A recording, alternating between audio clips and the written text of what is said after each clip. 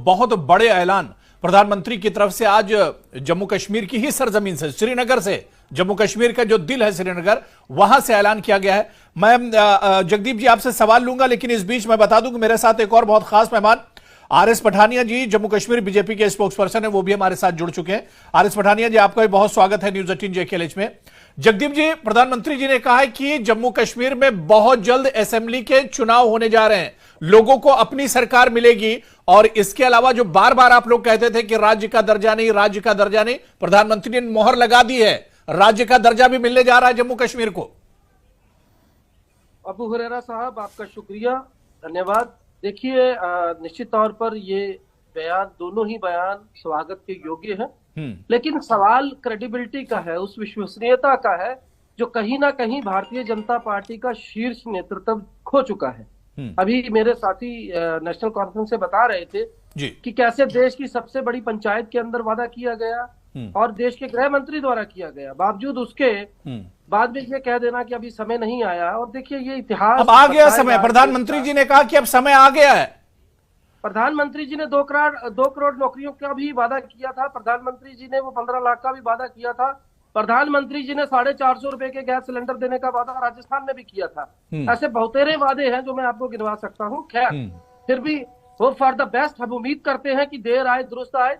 इस प्रदेश के लोगों को उनके लोकतांत्रिक अख्तियारों से करीब करीब 10 साल से महरूम रखा गया है।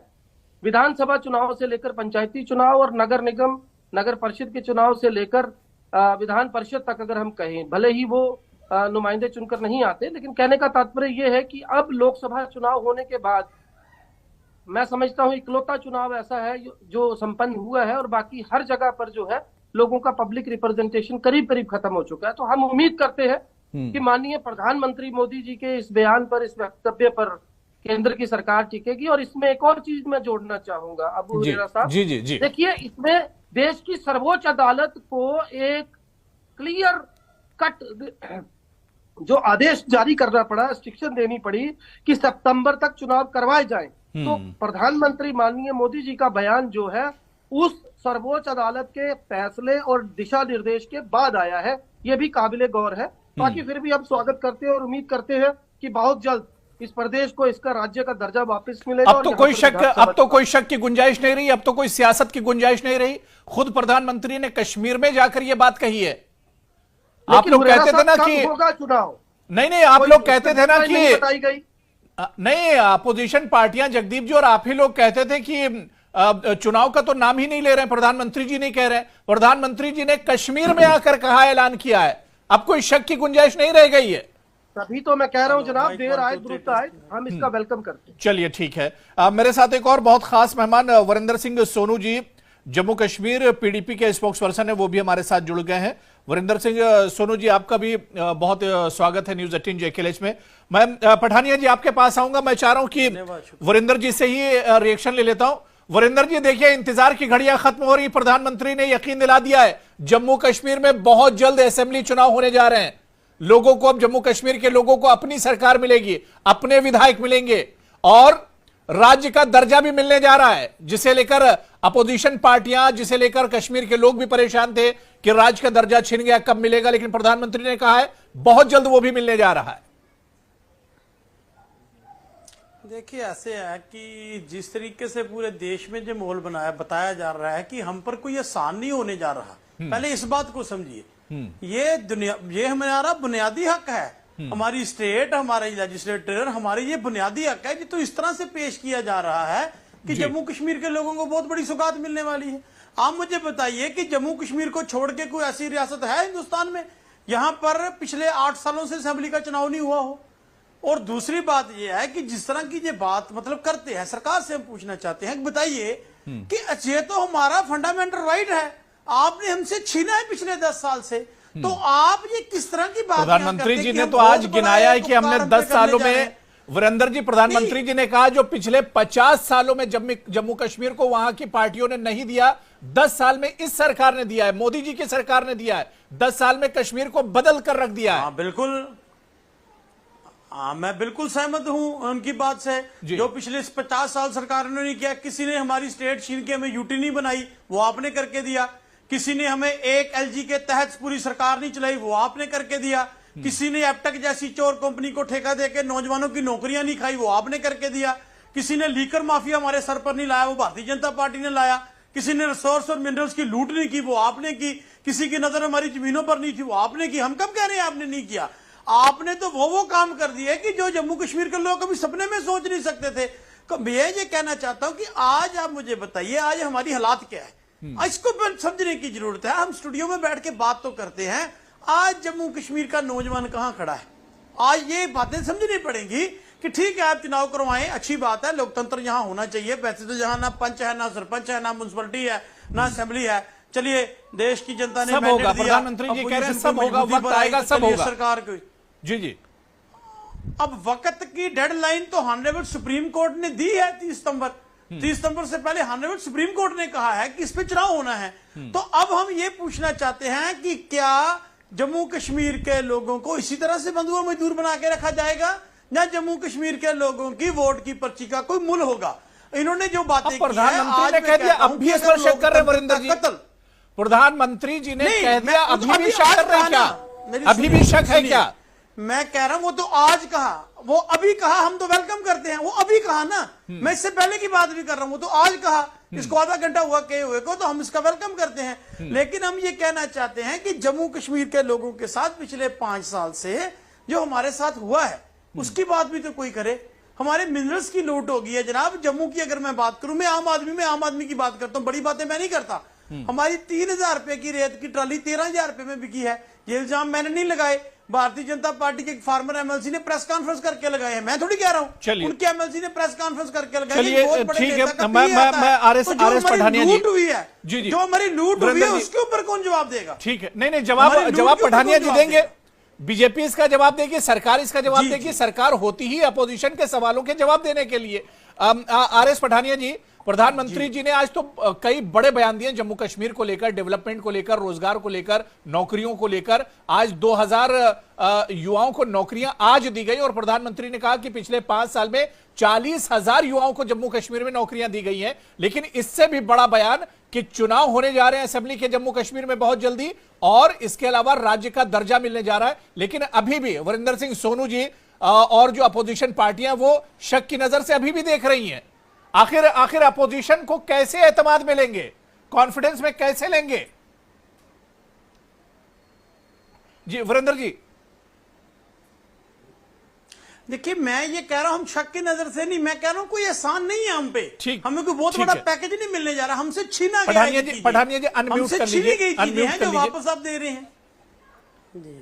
पठानिया जी, वरिंदर जी कह रहे हैं कि यह एहसान नहीं है, जो प्रधानमंत्री जी ने कहा ये तो बहुत पहले मिलना चाहिए था, इसमें तो बहुत देर कर दी। विषय पे आ रहा हूँ जी। मेरे क्या कह रहे हैं मैं उस पर नहीं आऊंगा, मैं विषय पे आ रहा हूँ। देखिए, आज का प्रधानमंत्री जी का कश्मीर का दौरा वर्ष 2014 में प्रधानमंत्री जी ने बनने के बाद सबसे पहले अपनी बाढ़ पीड़ितों के साथ अपनी जो दिवाली वो वहां मनाई थी। और लगता नहीं था उस वक्त की, जब कश्मीर पानी में था, लगता नहीं था कि उस वक्त चुनाव करवाना संभव था। लेकिन रिकॉर्ड वक्त में एक लिमिटेड, जिसे कहते हैं रिसोर्सेज के साथ, एक लिमिटेड वर्कफोर्स के साथ भी जम्मू कश्मीर में जो आज़ादाना फ्री एंड फेयर इलेक्शन, ये मैं नहीं कहता, ये पूरी दुनिया कहती है। और तो और वो जमात इस्लामी जो पोल बाइकॉट की बात करते,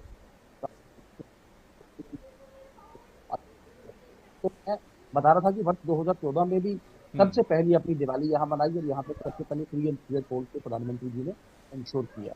आज योगा दिवस के माध्यम से कश्मीर में है, कई सारी योजनाओं और परियोजनाओं को समर्पित करेंगे। और आज का उनका जो भाषण, अभिभाषण, जिसमें जम्मू कश्मीर को अपने आप में एक कृषि क्रांति की ओर, या जम्मू कश्मीर के स्पोर्ट्समैनों की बात करें, जम्मू पठानिया जी वरिंदर जी कह रहे हैं कि जो ऐलान प्रधानमंत्री जी ने किया एहसान नहीं किया, ये तो मिलना ही था कश्मीर को, इसमें नया क्या है? कहूँ कि पॉजिटिव रहना चाहिए। मैं आप सबके ध्यान में ले आऊं कि सुप्रीम कोर्ट के आदेश को सुप्रीम कोर्ट ने जो है टेबल ऑफ आर्गूमेंट से उसमें लेके देखे, पहले दिन सुप्रीम कोर्ट ने जब पूछा आप बताइए आप चुनाव कब करवाएंगे, तो उन्होंने कहा हम इसी साल चुनाव करवाना चाहते हैं। और सरकार के अटॉर्नी जनरल ऑफ इंडिया के एक एश्योरेंस को लेके भी ये सुप्रीम कोर्ट का फैसला जिसे कहते हैं मैंडेट इसमें आया। अब तीसरी बात आ जाए जो यहाँ पे आज कोशिश कीजिए, देखें वो कहते हैं कि चुनाव में हारने की और पब्लिक में रिजेक्ट होने की पीड़ा थोड़ी ज्यादा होती है, तो ज्यादा जोर से कुछ लोग बोल रहे हैं, कोई ऐसी बात नहीं, मैं पिन पॉइंट नहीं करना चाहता, वनलाइन नहीं करना चाहता, मेरे ध्यान में सुन लें। नहीं, ये पीड़ा तो बीजेपी को भी होनी चाहिए। सीटें इस बार 2019 से कम आई हैं, 400 वाला आपका नारा पूरा नहीं हुआ, आप तो 300 भी नहीं पहुंचे, तो ये पीड़ा तो बीजेपी को होनी चाहिए। ये डेमोक्रेसी की खूबसूरती है जी, और ये जनादेश है जिसका हम जिसे कहते हैं इसका अभिवादन भी करते हैं और इसके आगे नतमस्तक भी है, ऐसी कोई बात नहीं है इसमें। लेकिन कुछ लोगों ने सोच के रखा था कि हमारे परिवार, हमारी पार्टी या हमारे परिप्रेक्ष्य से बाहर जम्मू कश्मीर को भी सांस नहीं ले पाएगा, लेकिन इस बार के लोकसभा चुनाव ने कम से कम इस मिथ को जिसे कहते हैं बस्ट करके रख दिया। मैं आज के विषय पे आ जाऊँ कि ये जो अभी बार बार कहने की बात की गई कि देर आए दुरुस्त आए लेट हुआ, मैं ध्यान में ले आऊँ कि मैं भी पिछली विधानसभा में मैं भी विधायक था। नवंबर 2019 में विधानसभा डिसॉल्व की गई, 6 महीने वेट करने के बाद जब कोई सरकार नहीं बन पाई। नवंबर 2019 के बाद वर्ष 2020 में जम्मू कश्मीर में एक नया परिसीमन कमीशन, डेलिमिटेशन कमीशन की परिकल्पना की और corona lockdown, corona 1, corona 2, corona 3 होने के बावजूद भी इस परिसीमन कमीशन ने रिकॉर्ड समय में अपना जिसे कहते हैं काम कंप्लीट किया। वर्ष 2022 में इसका रिपोर्ट छाया हुआ और वर्ष 2022 के बाद एग्जैक्टली इसी वर्ष आखिर में ये रिपोर्ट पार्लियामेंट ने एक्सेप्ट भी कर ली, डिबेट के बाद, डिस्कशन के बाद, जिसके बाद क्योंकि बॉर्डर बदले, कॉन्स्टिट्यूंसी की सीमाएं अगर बदली तो उसमें वोटर रिवीजन एक लाजमी था। फिर एक कॉम्प्रिहेंसिव जिसे कहते हैं वोटर रिवीजन एक्सरसाइज किया गया। कश्मीरी पंडित जो कि पोस्टल बैलेट के माध्यम से यहाँ वोट डाला करते थे, आज उनके लिए भी पोलिंग बूथों की परिकल्पना की गई और ये प्रोसेस जिसे कहते हैं वर्ष 2023 के एंड में ही जिसे कहते हैं पूरा किया गया। हाँ, एक संशय था ये चुनाव लोकसभा जगदीप के जी साथ कुछ कहना चाह रहे हैं। जी जगदीप जी, आप पूछ सकते हैं सवाल। जी, मैं खत्म कर रहा अब्बू हूँ। हुरैरा साहब, ठीक है, बात पूरी कर लीजिए, बात पूरी कर लीजिए। पूरी जी। डेट के साथ आपको चुन के बताया है उसमें कि वर्ष 2024 में लोकसभा के साथ भी हो सकते हैं, लेकिन सरकार ने अपनी विजडम में या इलेक्शन कमीशन ने तय किया होगा कि पूरे देश में चुनाव करा लें। उसके बाद बिल्कुल पूरे फोकस के साथ जब कश्मीर में चुनाव हो, एक तो उसमें डिले कोई नहीं है, बिल्कुल नहीं। वन पार्ट ये मिसनोमर कम से कम फैलाने की कोशिश ना की जाए। दूसरा, जहां तक स्टेटहुड की बात है, मैंने बार बार आपके चैनल पे, आपने कई बार मुझे वो जिसे कहते हैं एक कटाक्ष भी किया, मैंने कहा जम्मू कश्मीर रियासत है, रियासत ही था और रियासत ही रहेगा। ये एक ब्रीफ इंटरवीनिंग पीरियड के लिए जिसे कहते हैं यूपी बनाया गया और इसके बनने के पीछे भी ये जो हालात बनाए गए उसके लिए भारतीय जनता पार्टी वो लोग जो 7 दशक जम्मू कश्मीर में कार्य कर रहे हैं, हालात बन के अबू जी कहना चाहूंगा, पहली तो बात की पठानिया साहब, देखिए जगदीप जी कुछ पूछना चाह रहे हैं। राज्य भी है जी और जम्मू कश्मीर में चुनाव भी हो जाना चाह रहे हैं। भारतीय जनता पार्टी डेमोक्रेसी के साथ है। अब पठानिया जी सुन लीजिए, जगदीप जी कुछ कहना चाह रहे हैं। जी, पहली तो बात पठानिया जी जो है कोई संक्षेप में व्यक्तित्व के मालिक है। बहुत कम लोग मैंने देखे भाजपा में, जैसे तो ये बड़े शालीनता के साथ इन्होंने अपनी बात रखी, लेकिन बड़ी सफाई के साथ अपनी पार्टी को डिफेंड करने की कोशिश भी ये कर रहे हैं। मैं इनसे पूछना चाहता हूं, जिस डिलिमिटेशन की ये बात कर रहे हैं, जिस परिसीमन आयोग का ये हवाला दे रहे हैं, उसमें जो बंदर बांट हुई, जिस तरीके से कई ऐसी कौमों का सियासी कत्ल किया गया, 50 हजार 52 हजार पर असेंबलीज खड़ी कर दी गई, रिफ्यूजी जितना था बॉर्डर बेल्ट पर सबको रिजर्व कर दिया गया। इनके जिस नेता ने जहां से उसको कोई थोड़ा सा पॉलिटिकल माइलेज मिलता था, उस खित्ते को, उस इलाके को उठाकर दूसरी कंस्टिट्यूएंसी में डाल दिया गया। तो ये जो परिसीमन पहले बार हुआ है जम्मू कश्मीर में, आपने बोला नहीं हुआ है, लेकिन इस परिसीमन में जनता को मिला क्या? जनाब मेरी बात एक मिनट पठानिया साहब सुन लीजिए, फिर आप बोलिएगा। ये कानून संगत है, ये संविधान संगत है और जम्मू कश्मीर के लोगों में हित में है।